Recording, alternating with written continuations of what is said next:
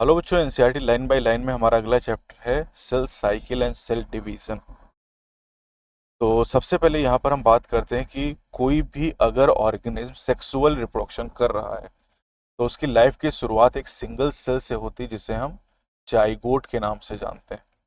अब यहाँ पर कैसे जाइगोट से ऑर्गेनिज्म का फॉर्मेशन होता है उसके लिए प्रोसेस है सेल डिवीजन। और सेल डिवीजन में एक सेल साइकिल चलती है जिसके बारे में हम यहाँ पर बात करने वाले हैं। तो सेल साइकिल क्या होती है सबसे पहले ये देख लेते हैं हम यहाँ पर। The sequence of event by which cell duplicates its genome, मतलब डीएनए का replication, synthesizes the other constituent of the cell and eventually divide into two daughter cell is termed cell cycle। Cell cycle में दो main phase हमारे पास होती हैं। एक को हम लोग कहते हैं इंटरफेज और दूसरी एम फेज। जो इंटरफेज होती है उसे रेस्टिंग फेज का नाम दिया जाता है और जो एम फेज होती है ये माइटोसिस होती है, इसी में एक्चुअल सेल डिवीजन होता है। तो इंटरफेज एंड एम फेज का मतलब mitosis. Human cell in culture 24 hour में एक बार डिवाइड करती है, यानी ह्यूमन सेल के लिए सेल साइकिल का जो समय होता है 24 घंटे का होता है। और ये जो ड्यूरेशन है ये organism to organism and cell to cell vary करती है। ईस्ट के लिए सेल साइकिल की जो ड्यूरेशन होती है वो 90 मिनट की होती है। अब जो एम फेज है, M phase represent the phase when the actual cell division और mitosis occur and the interphase represent the phase between two successive M phases. 24 hour की जो ड्यूरेशन है सेल साइकिल की, इसमें जो प्रॉपर सेल डिवीजन है वो 1 घंटे में होता है, और यानी 23 घंटे का जो टाइम है या 95% से ज़्यादा जो टाइम है वो इंटरफेज में लग रहा है। केवल 5% या 1 घंटे का जो समय है वो एम फेज में लग रहा है। अब एम फेज में दो घटनाएं होती हैं, माइटोसिस में दो घटनाएं होती हैं। एक होती है न्यूक्लियर डिवीजन जिसे हम कैरियोकाइनेसिस कहते हैं और दूसरा साइटोप्लाज्मिक डिवीजन जिसे साइटोकाइनेसिस के नाम से जानते हैं। इंटरफेज को रेस्टिंग फेज कहा जाता है, लेकिन सेल रेस्ट नहीं कर रही, सेल यहाँ पर डिवीजन के लिए प्रिपरेशन कर रही। जैसे आपका नीट का एग्जाम एक ही दिन होगा, लेकिन बाकी 364 दिन आप क्या करोगे? आराम तो नहीं कर रहे हो, आप क्या कर रहे हो? तैयारी कर रहे हो। वैसे ही जो एम फेज है, जो एक्चुअल सेल डिवीजन है, वो केवल 5% टाइम में होती है। 95% टाइम में जो सेल हो तैयारी कर रही होती है। अब इंटरफेज फर्दर 3 फेजेस में डिवाइड किया जाता है। G1 फेज यानी गैप 1 फेज, S फेज यानी synthesis phase and G2 phase यानी गैप 2 फेज हो जाएगा। G1 फेज जो होता है इसे हम पोस्ट माइटोटिक गैप फेज के नाम से भी जानते हैं, और ये इंटरवल है between mitosis and initiation of DNA replication. Initiation of DNA replication मतलब एस फेज। जी एनसीईआरटी ने समरी में लिखा कि most of the organelle duplication G1 phase में होता है। एस फेज तो बहुत पूछा जाता है। एस फेज या सिंथेसिस फेज में डीएनए रेप्लिकेशन होता है, यानी अगर इनिशियल अमाउंट डीएनए का 2C है तो एस फेज के बाद वो 4C हो जाएगा, लेकिन क्रोमोसोम के नंबर में कोई चेंज नहीं आता है। अगर G1 फेज में क्रोमोसोम का नंबर 2n है तो एस फेज के बाद भी 2n ही रहेगा। एनिमल सेल में न्यूक्लियस के अंदर एस फेज के दौरान डीएनए का रेप्लिकेशन होता है और साइटोप्लाज्म में सेंट्रियोल का डुप्लीकेशन होता है।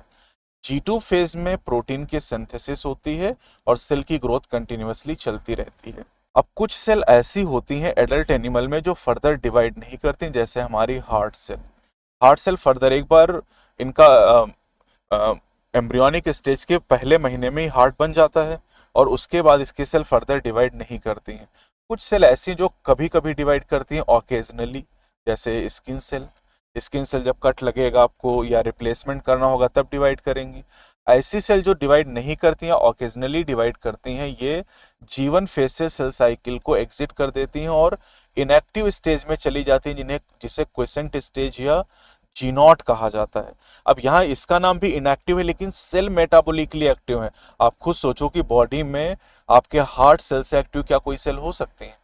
सबसे पहला ऑर्गन आपका यही बना था, पैदा नहीं हुए थे आप, 1 महीने के थे माँ के यूट्रस के अंदर, हार्ट बन गया था।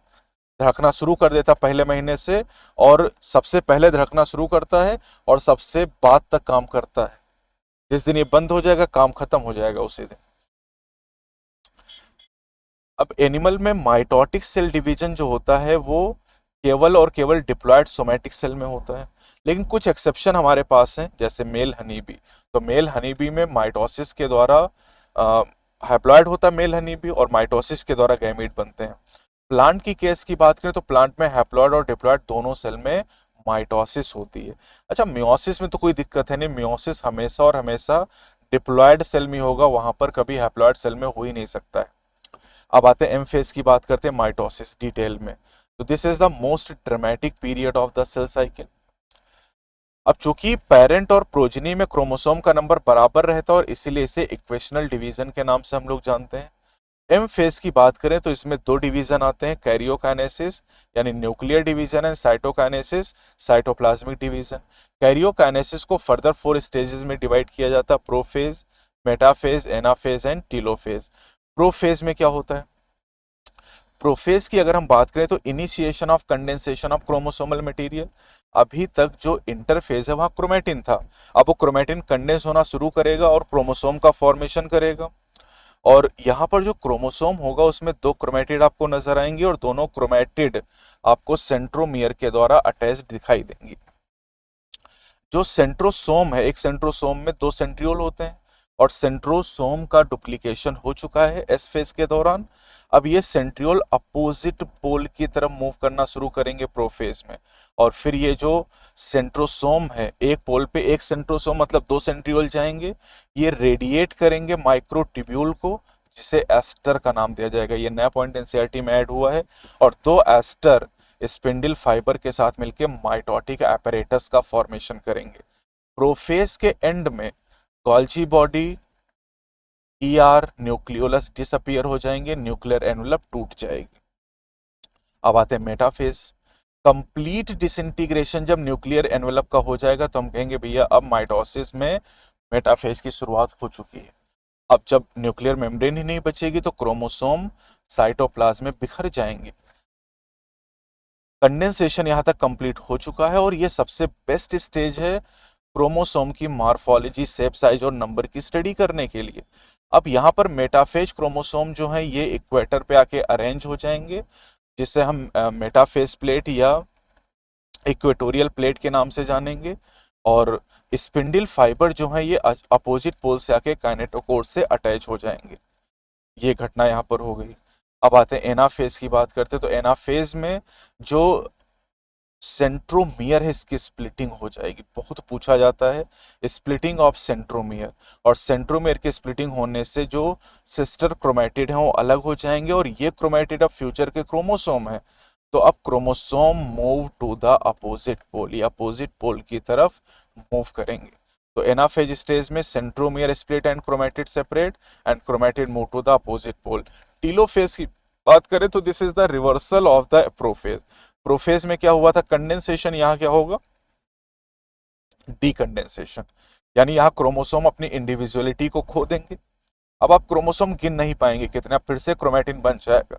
साथ ही साथ प्रोफेज के अंत में क्या हुआ था? Nuclear membrane, nucleolus, Golgi body, ER disappear हुए थे, यहाँ पर ये रीअपियर हो जाएंगे।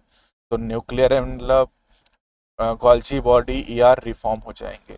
तो ये तो हो गया कैरियोकाइनेसिस। अब न्यूक्लियर डिवीजन हो चुका है, एक सेल के अंदर दो न्यूक्लियाई बन चुके हैं। अब साइटोकाइनेसिस होगी, और साइटोकाइनेसिस प्लांट में सेल प्लेट के द्वारा और एनिमल में फरो फॉर्मेशन के द्वारा होती है।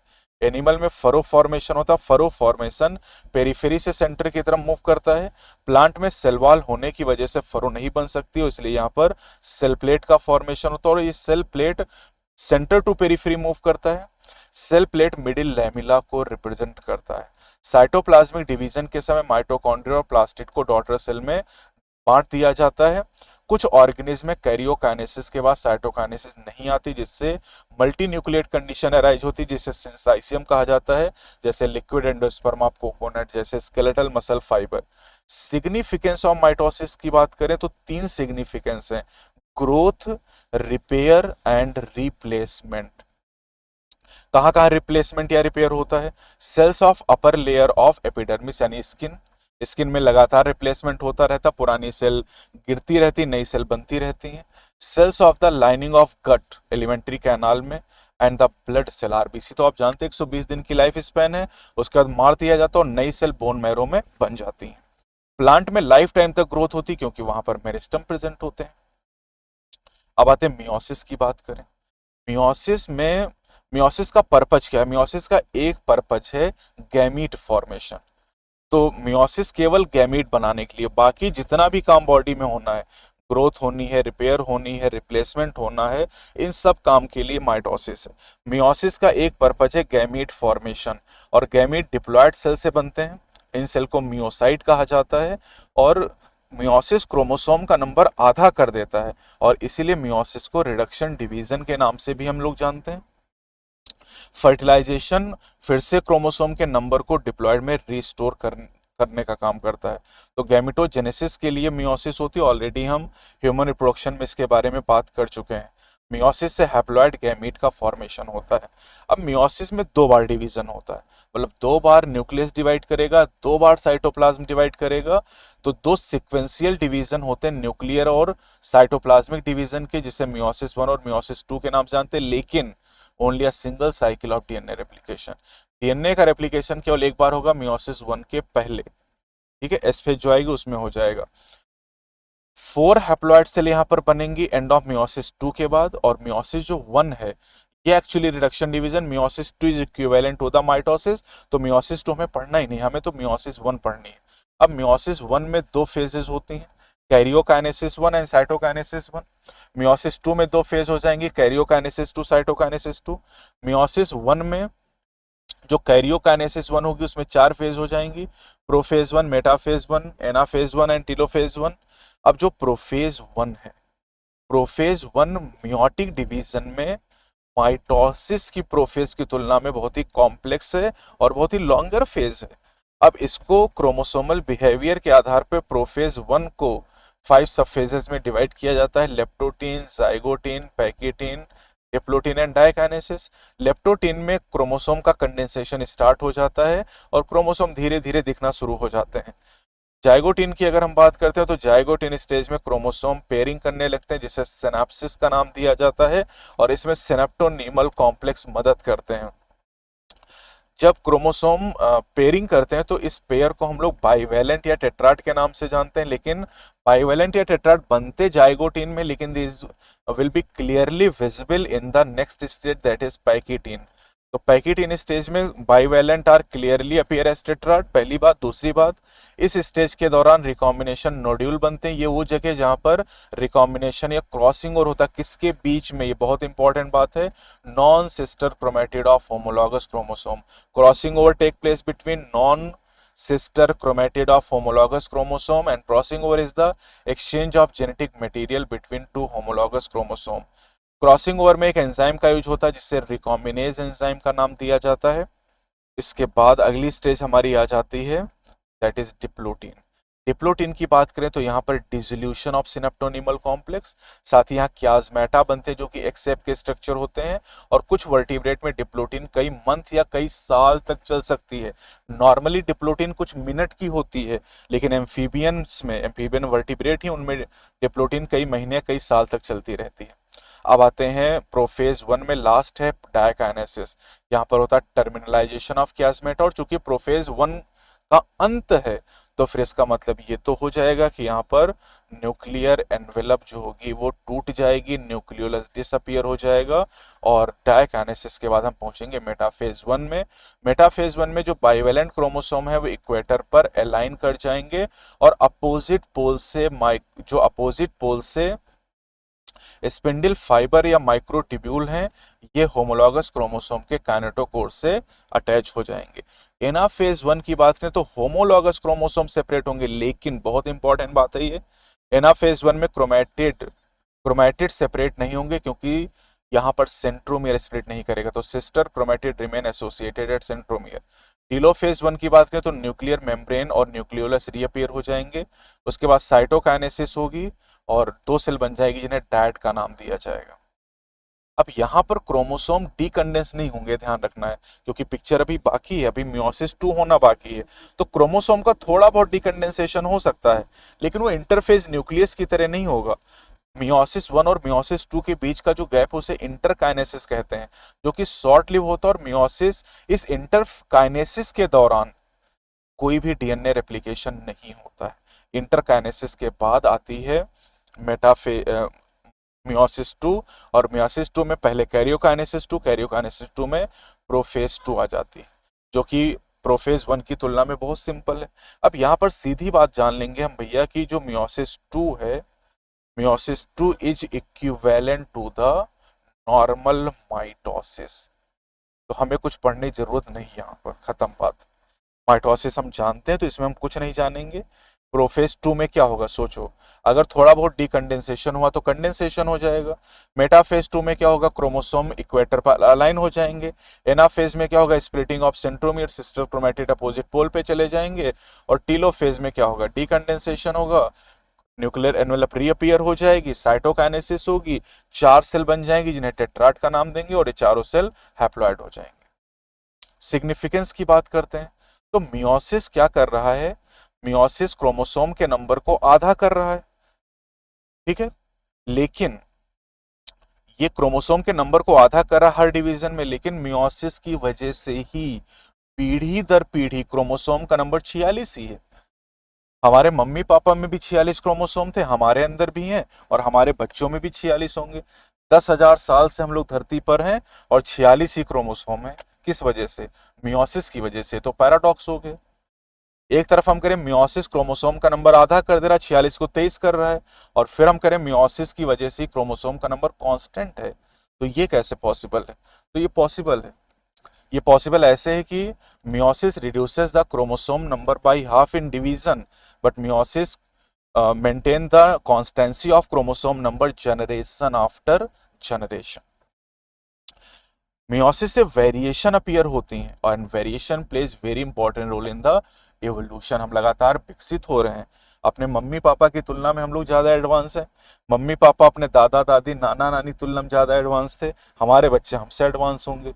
हम लोग रील चलाना सीखे थे, और आजकल के जो बच्चे पैदा हो रहे हैं, वो उनको फ़ोन दे दिए, रील खुद ही चला लेंगे, ऐड स्किप कर लेंगे, ऊपर वो घसर घसर कर लेंगे, तो उनको कुछ बताने की ज़रूरतें नहीं है। तो बहुत आगे एडवांस लोग आने वाले हैं, है ना। तो ये आपका चैप्टर हो गया यहाँ पर cell cycle and cell division. यहाँ पर कुछ बातें समरी में लिखी हुई हैं जो आप ध्यान देंगे। क्या बात ध्यान देनी है, जो पूछी जा सकती है और पूछी गई है, पूछी ये बात गई यहाँ पर कि, कहाँ गया पॉइंट भी है ये वाला, मोस्ट ऑफ द, हाँ ये मिला, ये देखो, ये तो क्या लिखा है कि most of the organelle duplication also occur during this phase. This phase कहाँ, दिस फेज मतलब जीवन फेज। तो जीवन फेज के दौरान ज्यादातर ऑर्गेनेल का डुप्लीकेशन होता है। भाई सेंट्रियोल भी एक ऑर्गेनेल है जिसका डुप्लीकेशन इस फेज में होता है, लेकिन ज्यादातर ऑर्गेनेल अगर पूछा जाएगा तो जीवन फेज आप यहाँ पर करेंगे। तो ये आपका चैप्टर कंप्लीट हो गया, cell cycle and cell division. बीच बीच में आवाज थोड़ी इधर उधर हो रही होगी, है ना, हॉर्न वॉर्न बज रहा होगा, तो हम लोग थोड़ा सा रास्ते में हैं, तो समझ जाना तुम लोग। अगले वीडियो मिलते हैं। जय हिंद, जय भारत।